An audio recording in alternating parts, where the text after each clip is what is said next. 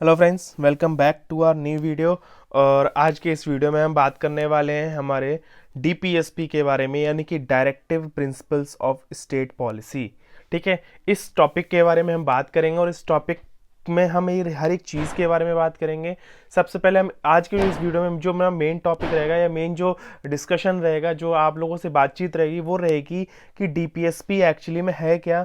मैं उसके बारे में आपको पूरा इंट्रोडक्शन दूंगा और डीपीएसपी को हम कंपेयर करेंगे किससे, फंडामेंटल राइट्स से, कि क्या डिफरेंस है डीपीएसपी और फंडामेंटल राइट्स में। ठीक है, और इसमें कौन कौन से आर्टिकल्स आते हैं, इसमें आते हैं आर्टिकल 36 से लेकर 51 तक। ठीक है, और एक और चीज़ गाइस कि जिन्होंने भी चैनल सब्सक्राइब नहीं किया है वो सब्सक्राइब, लाइक एंड शेयर करिए गाइस।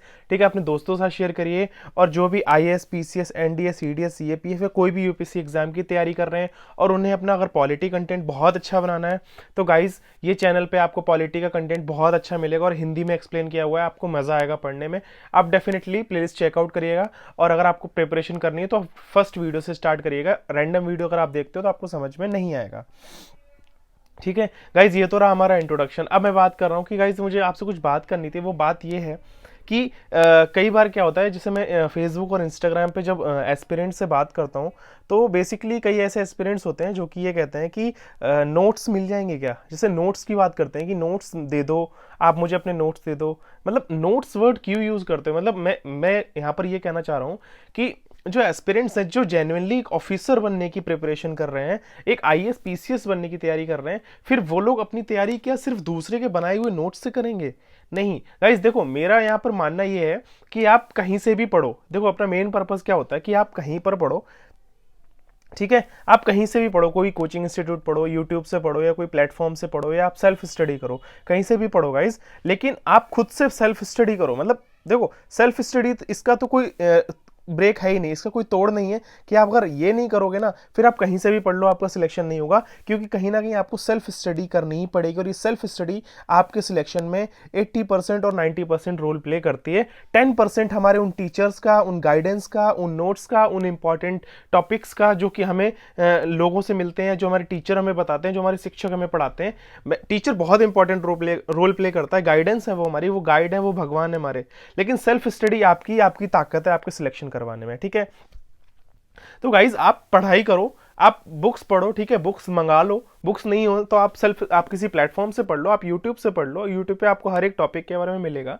लेकिन गाइज देखो, नोट्स नहीं, नोट्स आप खुद से बनाओ। हैंडमेड नोट्स खुद के होने चाहिए, खुद के। जब तक आप हर एक चीज को समझ के, वो चीज क्या है, क्यों है, कैसे आई है, जब तक आप इंटरनली आप नहीं पढ़ोगे, नहीं समझोगे ना, तब तक आप दूसरे नोट्स कितना ही पढ़ लो, आप रट लोगे, आप शायद क्वालिफाई कर भी लो एग्जाम, लेकिन आपको नॉलेज नहीं होगी।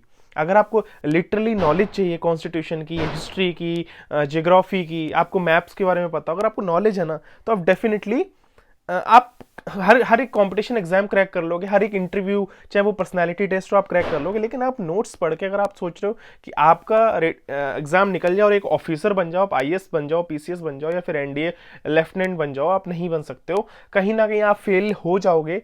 देखो मैं ऐसा नहीं करा फेल हो जाओगे, लेकिन फिर भी बहुत सारा इफेक्ट पड़ता है। आप खुद के हाथ के नोट्स बनाइए। ठीक है, यही मुझे आपसे बात करनी थी कि गाइस नोट्स के पीछे मत भागो, खुद से पढ़ाई करो। ठीक है, और खुद के नोट्स बनाओ और उनसे आप वापस से रिवीजन करोगे और आपको इजी भी रहेगा। यही मुझे आपसे बात करनी थी। चलिए अब इस टॉपिक को एंड करते हैं और हम आगे बढ़ते हैं। सबसे पहले मैं बात करता हूं कि कॉन्स्टिट्यूशन में जो हम पढ़ने जा रहे हैं वो है डीपीएसपी के बारे में। ठीक है, डीपीएसपी मैंने आपको बताया राज्य के नीति निर्देशक तत्व। ठीक है, इस डीपीएसपी का मतलब है राज्य के नीति निर्देशक तत्व। ठीक है, इनके बारे में हम पढ़ने वाले हैं। अब इसमें हम बात करते हैं कि डीपीएसपी है क्या। सबसे पहले मैं बात करता हूं, देखो डीपीएसपी को अगर मैं एक्सप्लेन करूं ना आपको सिंपल सी भाषा में कि डीपीएसपी क्या काम करता है। डीपीएसपी कहता है सरकार से, डीपीएसपी गवर्नमेंट से कहता है मैं आपको एक्सप्लेन करता हूं।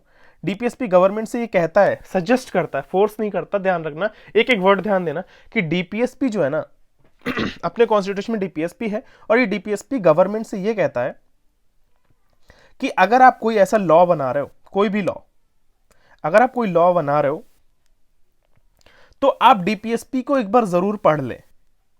जिससे क्या होगा, डीपीएसपी आपकी मदद करेगा कानून बनाने में। लेकिन ये डिपेंड करता है गवर्नमेंट को कि वो पढ़े या ना पढ़े, ये डिपेंड करता है गवर्नमेंट के ऊपर। तो डीपीएसपी क्या काम कर रहा है, डीपीएसपी गवर्नमेंट को सजेस्ट कर रहा है कि अगर आप कोई भी ऐसा लॉ, कोई भी ऐसा काम करने जा रहे हैं, तो एक बार आप कोई भी ऐसा कानून बनाने जा रहे हैं तो आप एक बार डीपीएसपी को पढ़ लें, जिससे क्या होगा, आपको बहुत हेल्प मिलेगी लॉ बनाने में और आपको आसानी हो जाएगी और बहुत ज्यादा आसानी हो जाएगी। जैसे कि मैं आपको बताता हूं, मैं आपको आगे एक्सप्लेन करता हूं। आप ये कॉन्सेप्ट तो समझ गए कि डीपीएसपी गवर्नमेंट को सजेस्ट करता है। डीपीएसपी वो हिस्सा है कॉन्स्टिट्यूशन का जो कि गवर्नमेंट को सजेस्ट करता है कि अगर आप कोई भी ऐसा कानून बना रहे हो तो आप एक बार हमें पढ़ लीजिए, जिससे आपको कानून बनाने में आसानी होगी। अब आगे चलते हैं। यहां पर मैंने लिखा कॉन्स्टिट्यूशन, यानी कि मैंने आपको बताया कॉन्स्टिट्यूशन सजेस्ट करता है कि इसको स्टेट गवर्नमेंट, स्टेट मतलब गवर्नमेंट को। चैप्टर 4 जो कि डीपीएसपी है वो सजेस्ट करता है स्टेट को कि आप जब भी कोई ऐसा लॉ बना रहे हो तो आप मुझे एक बार पढ़ लें, और वो आपकी मदद करेगा कि कानून बनाने में।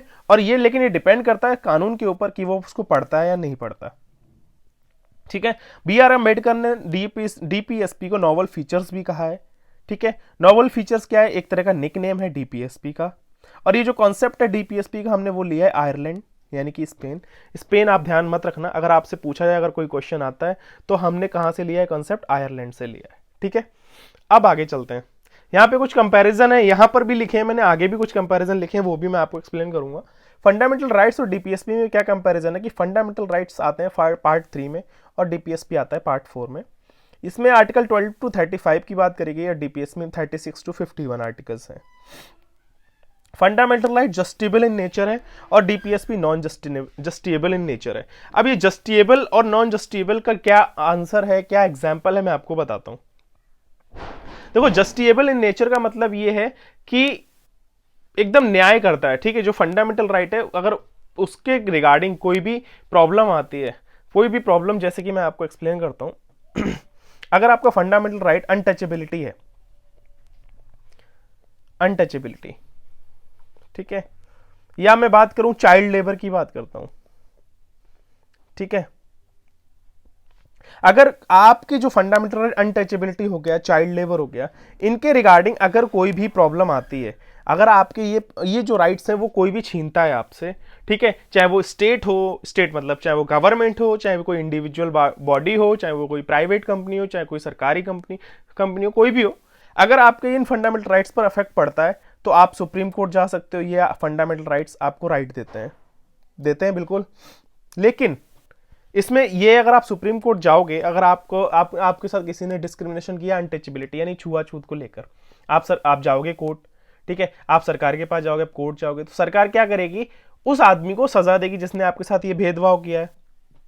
या चाइल्ड लेबर की बात करूं कि अगर किसी ने 14 साल से कम बच्चे के साथ चाइल्ड लेबर यानी कि जबरदस्ती कोई काम करवाया, तो वो सुप्रीम कोर्ट जाएगा, उसकी फैमिली सुप्रीम कोर्ट जाएगी और वो शिकायत करेगी। और सरकार क्या करेगी, जो सुप्रीम कोर्ट है, हाई कोर्ट है, वो क्या काम करेगी, सुप्रीम कोर्ट काम करेगी, उस बंदे को या उस आदमी को सजा देगी।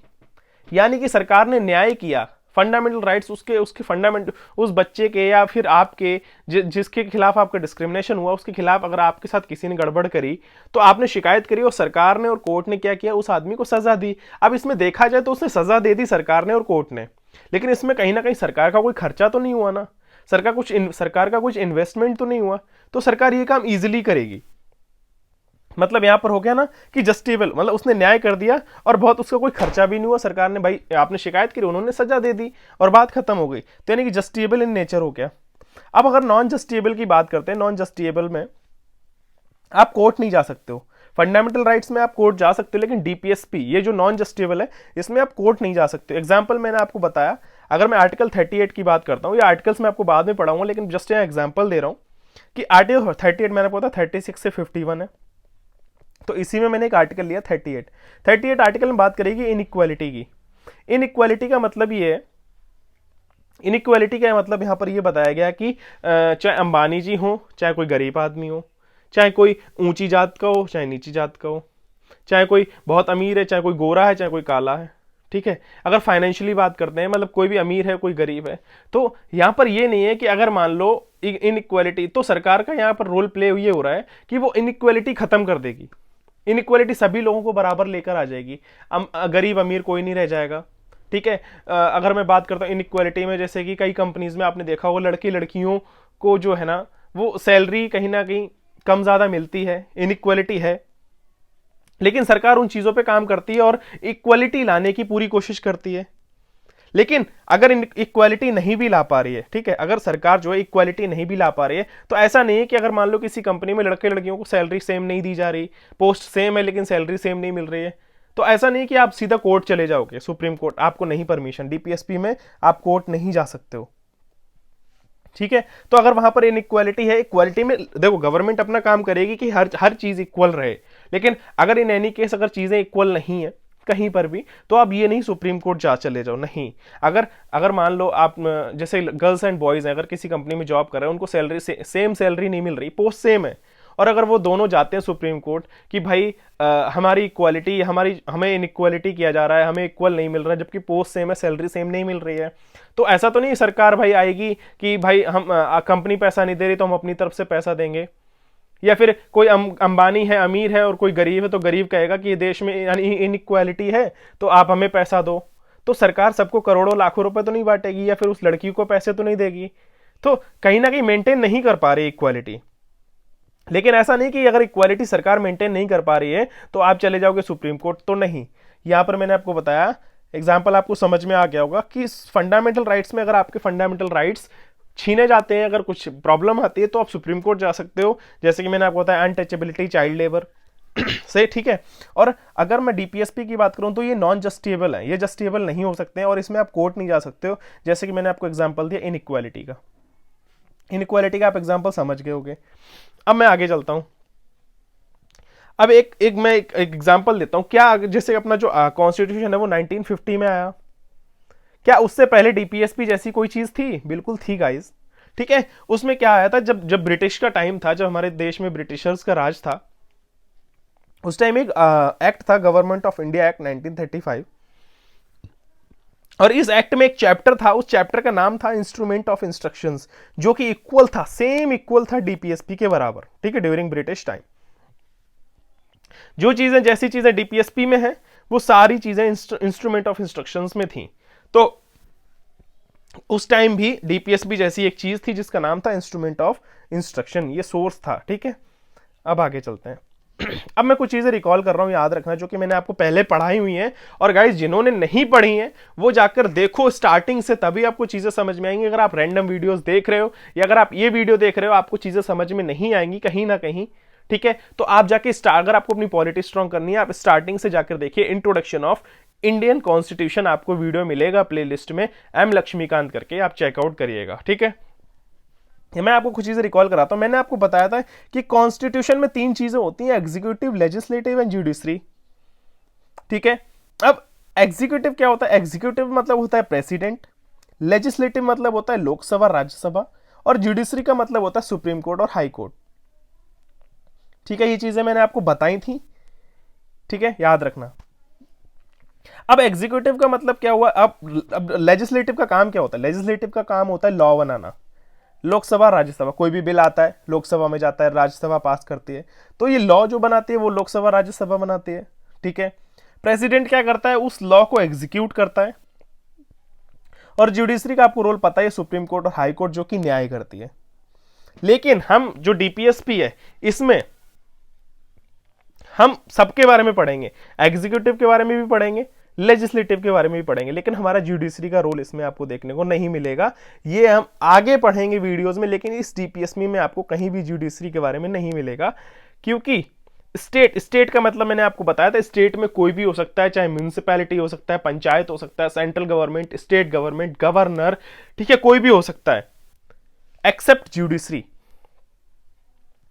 ठीक है। तो आर्टिकल 12 में मैंने आपको स्टेट वर्ड का मतलब बताया था।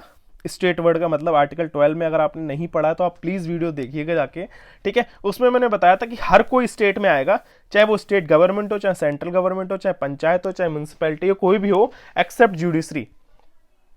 इट मीन्स हम बात नहीं कर रहे हैं जुडिशरी की इन डीपीएसपी में, क्योंकि हमारी जो डीपीएसपी फुल फॉर्म है आपको पता है, directive principles of state policy. तो स्टेट पॉलिसी की यहां पे बात करी गई। स्टेट मतलब गवर्नमेंट, और गवर्नमेंट यानी कि स्टेट। अब स्टेट में मैंने आपको बताया कि स्टेट गवर्नमेंट, सेंट्रल गवर्नमेंट सब लोग आएंगे, लेकिन एक्सेप्ट जुडिशरी नहीं आएगा, जुडिशरी वर्ड नहीं डिस्कस किया गया है, तो ये वर्ड ही डिफाइन करता है directive principles of state policy. It means सभी लोगों की बातचीत करी जाएगी, लेकिन सिर्फ जुडिशरी की बात नहीं करी जाएगी। तो हम इसमें क्या पढ़ने वाले हैं, हम पढ़ने वाले एग्जीक्यूटिव और लेजिस्लेटिव के बारे में पढ़ेंगे, और इन सब चीजों का रोल क्या है डीपीएसपी में, वो सारी चीजें हम आगे बात करेंगे। और ये जो एग्जीक्यूटिव एंड लेजिस्लेटिव लोग हैं, ठीक है, ये लोग अपनी पावर्स कैसे यूज करते हैं वो भी मैं आपको आगे बताऊंगा। तो ये सब क्या है, डीपीएसपी क्या काम करता है, तो हम यहां पर बस ये समझ रहे हैं कि डीपीएसपी जो है सरकार को बताती है कि एक अच्छी सरकार कैसे लाई जाती है, एक देश को अच्छे से कैसे चलाया जाता है, अच्छे कानून कैसे बनाए जाते हैं। ठीक है, डीपीएसपी क्या करता है, गवर्नमेंट को विजन दिखाता है अच्छे देश चलाने का, एक अच्छा कानून बनाने का, अच्छे काम करने का, ठीक है, एक अच्छी सरकार बनाने का, या लोगों की मदद करना, लोगों का न्याय करना। मतलब एक सरकार, डीपीएसपी सरकार को सिर्फ वो चीजें दिखा रही है, एक विजन दिखा रही है, एक अच्छी सरकार बनाने का, अच्छा कानून बनाने का, लोगों की मदद करने का, और देश को एक अच्छी तरीके से चलाने का। डीपीएसपी का ये काम है। अब आगे चलते हैं। ड्यूरिंग कॉन्स्टिट्यूंट असेंबली, अभी क्या हुआ, एक कहानी और है। मेंबर्स हैं जो जब कॉन्स्टिट्यूंट असेंबली थी, कॉन्स्टिट्यूंट असेंबली क्या है मैंने आपको बताई है। कॉन्स्टिट्यूंट असेंबली वो थी जहां पर जो लोग सारे वकील या जो कॉन्स्टिट्यूंट असेंबली में जो मेंबर थे, जो कानून बनाने वाले, वो सारे वहां पर बैठे थे। उन्होंने क्या किया, बी आर अम्बेडकर से एक क्वेश्चन किया कि आप हमें कुछ डीपीएसपी के बारे में बताएं। तो बी आर अम्बेडकर ने कहा उन सारे सभी लोगों से कि सरकार जब भी कोई कानून बनाए, देखो मैं ये नहीं कह रहा कि सरकार, ये देखो ये डिपेंड करता है सरकार के ऊपर कि वो डीपीएसपी जब भी कोई कानून बनाए तो वो डीपीएसपी पढ़े या नहीं पढ़े, वो सरकार के ऊपर डिपेंड करता है। लेकिन ऐसा मैं कह रहा हूं कि सरकार जब भी कोई कानून बनाए तो मैं चाहता हूं एटलीस्ट उस कानून में डीपीएसपी के कुछ प्रिंसिपल्स यूज हों। ठीक है, यह बताया गया है कि डॉक्टर बी आर अम्बेडकर कहते हैं कि सरकार जब भी कोई कानून बनाए तो उस कानून में डीपीएसपी के कम से कम एटलीस्ट कुछ प्रिंसिपल्स ऐड किए जाएं। ठीक है, तीसरी बात यहां पर बताएगी कि डीपीएसपी जो है ना, वो पूरी एक सोसाइटी के लिए, कोई इंडिविजुअल चीज के लिए नहीं है। इंडिविजुअल कैसे, फंडामेंटल राइट की अगर मैं बात करता हूं कि फंडामेंटल राइट है ना, हर किसी को दिया गया है, चाहे मैं हूं, चाहे आप हो, चाहे आपके मम्मी पापा हो, चाहे मेरे मम्मी पापा हो, भाई बहन हो, चाहे कोई भी हो, चाहे गरीब हो, चाहे अमीर हो, चाहे नीची कास्ट का, ऊंची कास्ट का, कोई भी हो, फंडामेंटल राइट्स हर एक इंडिविजुअल पर्सन को दिए गए हैं।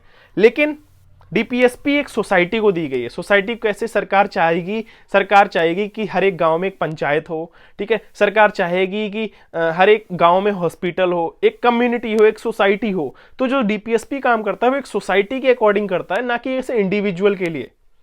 ठीक है, अगर किसी को एक सोसाइटी को प्रॉब्लम होगी तो अगर कोई कानून बनेगा तो एक पूरी सोसाइटी के लिए बनेगा, ना कि किसी एक इंडिविजुअल पर्सन के लिए। सरकार कानून बनाएगी एक इंडिविजुअल पर्सन के लिए नहीं बनाएगी, पूरी सोसाइटी के लिए बनाएगी। सोसाइटी का मतलब कि भाई ये कानून है, ये इस जगह के लिए, इस स्टेट के लिए। अगर मैं बात करता हूं कि कोई सरकार है, कोई सरकार किसी स्टेट को स्पेशली, कोई स्टेट मतलब किसी एक राज्य को स्पेशली कोई कानून ऐसा बनाती है जो कि उसी राज्य को स्पेशली देना चाहती है, कुछ बेनिफिट्स देना चाहती है, कुछ स्पेशल चीजें देना चाहती है, तो वो कहीं ना कहीं जो सरकार जो कानून बना रही है वो एक स्पेशल उस पूरे राज्य को, उस पूरी सोसाइटी को, उस पूरी कम्युनिटी को दे रही है ना। किसी ऐसा तो नहीं कि उस राज्य में किसी रहने वाले दो बंदों के लिए वो कानून बना दिया कि ये जो कानून है इन दो लोगों के लिए नहीं। डीपीएसपी एक सोसाइटी के लिए, किसी एक इंडिविजुअल के लिए नहीं है।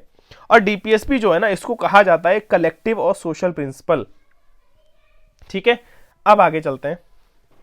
अब मैं बात करता हूं कि जो फंडामेंटल राइट है ना, अब मैं डिफरेंस एक और आपको बता रहा हूं कि फंडामेंटल राइट्स जो है ना पॉलिटिकली जस्टिस है। एग्जाम्पल में अनटचेबिलिटी रिलीजन, पॉलिटिकली मतलब ये अनटचेबिलिटी रिलीजन, जैसे आपको मान लो रिलीजन या धर्म हिंदू मुस्लिम के अकॉर्डिंग, ठीक है, जो आर्टिकल 25 में बात करेगी, अनटचेबिलिटी की बात करेगी आर्टिकल 17 में।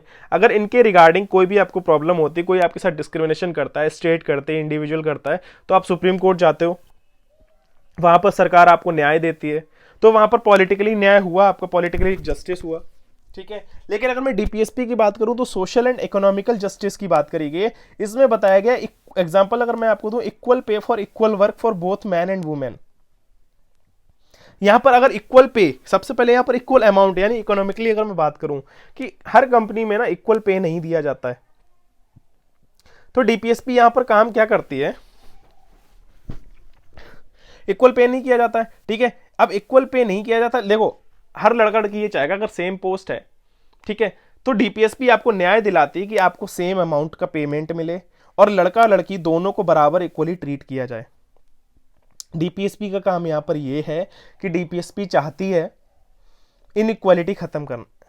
डीपीएसपी चाहती है कि जो लोग बराबर नहीं हैं हम उनको लाके बराबर रख खड़ा करें। जैसे कि बहुत जब अपना कॉन्स्टिट्यूशन नहीं बनाता है, जब ब्रिटिश के टाइम जो माइनॉरिटीज़ थी, एससी एसटी के लोग थे, उन लोगों के साथ बहुत बुरा किया गया। सरकार ने कॉन्स्टिट्यूशन ने क्या बनाया कि उनको कुछ अलग एक्स्ट्रा बेनिफिट्स दिए ताकि वो लोग आज जो ऊपर की कम्युनिटीज़ हैं उनके साथ बराबर खड़ी हो सकें। ठीक है, गर्ल्स को स्पेशल चीज़ें दी जाती हैं, स्पेशल लॉज बनते हैं गर्ल्स के लिए ताकि वो भी लड़कों के लिए स्पेशली वहाँ बराबर खड़े होकर काम कर सकें। औरतों को स्पेशल बेनिफिट्स दिए जाते हैं। तो डीपीएसपी कहीं ना कहीं सोशली एंड इकोनॉमिकली जस्टिस कर रहा है। कई गर्ल आपने देखा होगा कई ऐसे गाँव वगैरह में जो इतने नीचे वर्ग के लोग होते हैं, ठीक है, एससी एसटी है, जो ऐसे वर्ग की औरतें होती हैं, उन लोगों के औरतों के लिए स्पेशली कुछ पेंशन निकालती है कि हर फीमेल के इस गांव के हर एक फीमेल के अकाउंट में 500 रुपये भेजे जाएंगे। ठीक है, लड़के लड़कियों को बराबर मौका देने की कोशिश करती है। तो डीपीएसपी क्या काम कर रही है, सोशली भी लड़के लड़की यानी कि दोनों को बराबर खड़ा कर रही है। इकोनॉमिकली मतलब उन लोगों को पैसा दे के उन लोगों को मौका दे रही है कि वो लोग भी जो आगे लोग हैं उन लोगों के साथ बराबर खड़े होकर अपने हर एक चीज़ में हिस्सेदारी लें, पार्टिसिपेट करें और आगे बढ़े। तो डीपीएसपी काम कर रहा है सोशली एंड इकोनॉमिकली जस्टिस दे रहा है और फंडामेंटल राइट्स पॉलिटिकली जस्टिस दे रहा है। अब मैं बात कर रहा था कि सरकार अपने जो पावर्स हैं उनको कैसे यूज करती है। सरकार यूज करती है affirmative use of power. Affirmative का मतलब यहां पर यह आ जाता है पॉजिटिव। सरकार अपने पावर्स का पॉजिटिव यूज करती है। जैसे कि अगर मैं कंपेयर करूं इंटरनेशनल लेवल पे, तो एग्जांपल में मैं आपको देता हूं म्यांमार के बारे में, जहां पर रोहिंग्या मुस्लिम्स जो नीची लोअर कास्ट मुस्लिम्स थे उनको बाहर निकाल दिया गया और सरकार ने कुछ नहीं किया। अगर मैं बात करता हूं अमेरिका की, जहां पर काले गोरों का बहुत भेदभाव है। अगर मैं बात करता हूं पाकिस्तान की, जहां पर इस्लाम को प्रायोरिटी दी जाती है, वहां पर कोई अगर और धर्म हो ना तो उसको कोई कुछ नहीं माना जाता, सबसे पहले ऊपर इस्लाम को रखते हैं। तो आप ये देखो कि वहां पर अगर इंटरनेशनल लेवल पे आप किसी और देश की बात करते हो, सऊदी अरेबिया में वुमेन्स को बहुत ज़्यादा नीचे बनाया गया है, मतलब बहुत नीचे रखा जाता है। ठीक है, ये एग्जांपल्स आपको एक्सप्लेन करते हैं कि अगर इंटरनेशनल लेवल पे जो अदर कंट्रीज हैं वो डीपीएसपी जैसी कोई चीज़ नहीं करते हैं। वहाँ पर कोई सोशली इकोनॉमिकली सबको बराबर रखने की पूरी कोशिश नहीं करते हैं। पूरी तो क्या करते ही नहीं है पूरी कोशिश। ठीक है, लेकिन अगर अपने इंडिया की बात करते हैं तो इंडिया में आप देखो हमारी जो गवर्नमेंट है, जो अपने पावर का यूज़ करके, अफर्मेटिव यूज़ करके पावर का, हर लड़का लड़की को बराबर रखने की कोशिश करते हैं। ठीक है, जो फाइनेंशियली वीक है उनको कुछ ना कुछ पेंशन, कुछ ना कुछ अमाउंट देते हैं ताकि सपोर्ट करते हैं कि तुम भी आगे आओ। ठीक है, एससी एसटी या जो लोअर कास्ट होते हैं जिनको एक्स्ट्रा बेनिफिट्स, जिनको प्रॉब्लम्स रही हमेशा से, उनको एक्स्ट्रा बेनिफिट्स देते हैं, चाहे वो गवर्नमेंट फॉर्म भरने के लिए हो, चाहे किसी फील्ड में हो, चाहे कोटा देते हैं, रिजर्वेशन देते हैं। तो गवर्नमेंट कहीं ना कहीं अपने पावर का अफर्मेटिव यूज करके, डीपीएसपी का यूज करके आगे खड़ा करती है कि सब लोगों को सोशली एंड इकोनॉमिकली जस्टिस मिले। और इंटरनेशनल लेवल पे आप जानते हो कि इंटरनेशनल जो है अपनी पावर्स का अफर्मेटिव यूज नहीं करते। ठीक है, तो यही था, मैंने आपको आज डीपीएसपी का एक इंट्रोडक्शन दिया। आज मैंने आपको क्या क्या पढ़ाया कि डीपीएसपी एक ऐसी चीज है जो कि कॉन्स्टिट्यूशन में, जो कि सरकार को सजेस्ट करती है। मैं रिपीट कर रहा हूं सारी चीजें शॉर्टकट में, कंक्लूजन आप समझ लेना। डीपीएसपी क्या है, कॉन्स्टिट्यूशन में एक ऐसा पार्ट है, पार्ट 4 डीपीएसपी, ठीक है, जो कि सरकार को सजेस्ट करता है कि अगर आप ऐसा कोई कानून बनाते हैं तो आप हमें भी एक बार पढ़ लें, जिससे क्या होगा आपको कानून बनाने में मदद मिलेगी, एक अच्छा कानून बनाने में मदद मिलेगी। ठीक है, ये बात करेगी। और डीपीएसपी का एक निकनेम रखा है जो कि डॉक्टर बी.आर. अम्बेडकर ने निकनेम क्या रखा है, वो नाम है नॉवल फीचर्स। और ये जो कॉन्सेप्ट है हमने कहां से लिया है, आयरलैंड से लिया है।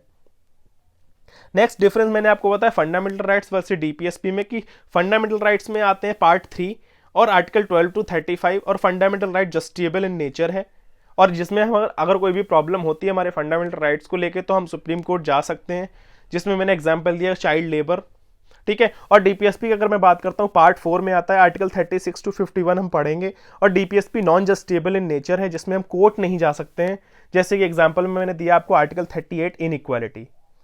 ठीक है, नेक्स्ट मैंने आपको बताया कि डीपीएसपी कॉन्स्टिट्यूशन आने से पहले, डीपीएसपी जैसी कॉन्स्टिट्यूशन आने से पहले डीपीएसपी जैसा एक सेम कॉन्सेप्ट हमारे उस टाइम था जब ब्रिटिश हमारे इंडिया में थे, और उसका नाम था इंस्ट्रूमेंट ऑफ इंस्ट्रक्शंस, यानी कि गवर्नमेंट ऑफ इंडिया एक्ट 1935 में एक चैप्टर था, एक एक्ट था ब्रिटिश की ड्यूरेशन में, जब कॉन्स्टिट्यूशन नहीं बना था आपने, जब देश आज़ाद नहीं हुआ था, उस टाइम एक एक्ट था गवर्नमेंट ऑफ इंडिया एक्ट 1935, जिसमें एक चैप्टर था, उसका नाम था इंस्ट्रूमेंट ऑफ इंस्ट्रक्शंस। ठीक है, जो कि सेम इक्वल था डीपीएसपी के बराबर, जो चीज़ें डीपीएसपी में बताएंगी वही इंस्ट्रूमेंट ऑफ इंस्ट्रक्शंस में भी थी, और ये ब्रिटिश की ड्यूरेशन में यानी कि ड्यूरिंग ब्रिटिश टाइम पर था। नेक्स्ट मैंने आपको बताया कि कॉन्स्टिट्यूशन में एग्जीक्यूटिव, लेजिस्लेटिव, जुडिशरी की बात करेंगे, अगर तीनों की बात करते हैं तो अपन जो डीपीएसपी में पढ़ेंगे उसमें सिर्फ और सिर्फ हम पढ़ने वाले एग्जीक्यूटिव और लेजिस्लेटिव के बारे में, जुडिशरी की बात डीपीएसपी में हम नहीं करेंगे। ठीक है। स्टेट का मतलब गवर्नमेंट, गवर्न मतलब state government, central government, municipality, panchayat, governor, कोई भी, लेकिन जुडिशरी की हम बात नहीं करेंगे। और स्टेट वर्ड की जो डेफिनेशन, स्टेट को गवर्नमेंट और ये सब बताया गया आर्टिकल 12 में। तो हम डीपीएसपी में एग्जीक्यूटिव और लेजिस्लेटिव की बात करेंगे, जुडिशरी की हम बात नहीं करेंगे। ठीक है। और इसमें मैं आपको ये बताऊंगा कि सरकार अपने पावर्स का यूज कैसे करती है, जो एग्जीक्यूटिव लेजिस्लेटिव लेवल पे जो गवर्नमेंट पोस्ट है, जो गवर्नमेंट है, वो कैसे अपने पावर्स का यूज करती है। और जो डीपीएसपी है वो क्या काम करता है, डीपीएसपी स्टेट यानी अपनी गवर्नमेंट को एक विजन देती है, एक अच्छा विजन देती है, एक अच्छा लॉ बनाने की, अच्छा सरकार बनाने की, ताकि एक अच्छे देश को एक अच्छी तरीके से चलाने के लिए डीपीएसपी एक राह दिखाती है, एक विजन देती है। ठीक है। नेक्स्ट मैंने आपको बताया कि और मैंने बताया आपको कि डॉक्टर बी आर अम्बेडकर कहते हैं कि अगर सरकार कोई ऐसा कानून बनाती है, ठीक है, सरकार पढ़ती है नहीं पढ़ती है वो सरकार के ऊपर डिपेंड करता है, लेकिन अगर गवर्नमेंट ऐसा कोई कानून बनाती है तो मैं चाहता हूं कि सरकार कानून बनाते वक्त उस लॉ में, उस कानून में जो डीपीएसपी के प्रिंसिपल्स हैं उनको डेफिनेटली ऐड करने की पूरी कोशिश करे। और डीपीएसपी जो है ना वो एक सोसाइटी के लिए, किसी इंडिविजुअल पर्सन के लिए नहीं है। अगर डीपीएसपी कोई भी कानून बनाएगी तो वो एक सोसाइटी के लिए बनाएगी, एक कम्युनिटी के लिए बनाएगी, एक लोगों के लिए बनाएगी। ठीक है। किसी एक इंडिविजुअल पर्सन के लिए या फिर किसी एक इंडिविजुअल इंसान के लिए नहीं बनाएगी। ठीक है। डीपीएसपी एक कलेक्टिव और सोशल प्रिंसिपल है, ये वर्ड याद रखना, डीपीएसपी कलेक्टिव और सोशल प्रिंसिपल भी कहा जाता है। अब आगे चलते हैं। नेक्स्ट मैंने आपको बताया फंडामेंटल राइट्स जो है ना वो पॉलिटिकली जस्टिस है और DPSP socially and economically justice है, इसका मैंने आपको एग्जांपल भी दिया। ठीक है। और गवर्नमेंट कैसे अपने पावर का अफर्मेटिव यूज करती है, जैसे कि अफर्मेटिव यूज में मैंने आपको बताया कि गर्ल्स एंड बॉयज़ को बराबर करने की कोशिश करती है, गांव वगैरह में जो SC ST हैं, जो लोअर कास्ट है, उनको बराबर रखने की कोशिश करती है, पूरे मौके देती है। ठीक है। फाइनेंशियली भी सपोर्ट करती है, अकाउंट्स में पैसे भी भेज देती है, पेंशन देती है, एक एज के बाद जैसे बूढ़े लोगों को भी पेंशन देती है। तो कहीं ना कहीं वो अपने एफर्ट्स लगाती है, अफर्मेटिव यूज करती है पावर्स के, कि हम देश में हर इंसान को बराबर रखने की पूरी कोशिश करें। ठीक है। इंटरनेशनल लेवल पे अगर कंपेयर किया, मैंने आपको एग्जांपल्स दिए म्यांमार के, अमेरिका के और पाकिस्तान के, तो वहां पर जो है अपनी पावर का अफर्मेटिव यूज नहीं किया जाता। तो यही था आपने डीपीएसपी का इंट्रोडक्शन। अब इंट्रोडक्शन के बाद अब हम आगे नेक्स्ट वीडियो में हम पढ़ने वाले हैं आर्टिकल्स के बारे में। ठीक है। और एक एक आर्टिकल हम पढ़ेंगे उसमें, और मिलते हैं गाइज नेक्स्ट वीडियो में। और गाइज हमारे चैनल को प्लीज़ सपोर्ट करिए और हम जल्दी से जल्दी ग्रो करें, ताकि हम और लोगों की भी, और एस्पिरेंट्स हैं जो कि न्यू हैं, जो कि 12th पास आउट करते हैं, जो कि अपनी प्रिपरेशन कर रहे हैं, उन तक हमारा वीडियो पहुंच सके और हम उनकी कुछ मदद कर सकें। ठीक है गाइज़। और गाइज़ मैंने जिस टॉपिक के बारे में मैंने आपको बात करी थी कि आप अपने नोट्स खुद बनाइए गाइज़, किसी के भी नोट्स आपको हेल्प नहीं करने वाले एक ऑफिसर बनाने के लिए। मिलते हैं नेक्स्ट वीडियो में। Thank you, have a good day, bye bye, जय हिंद।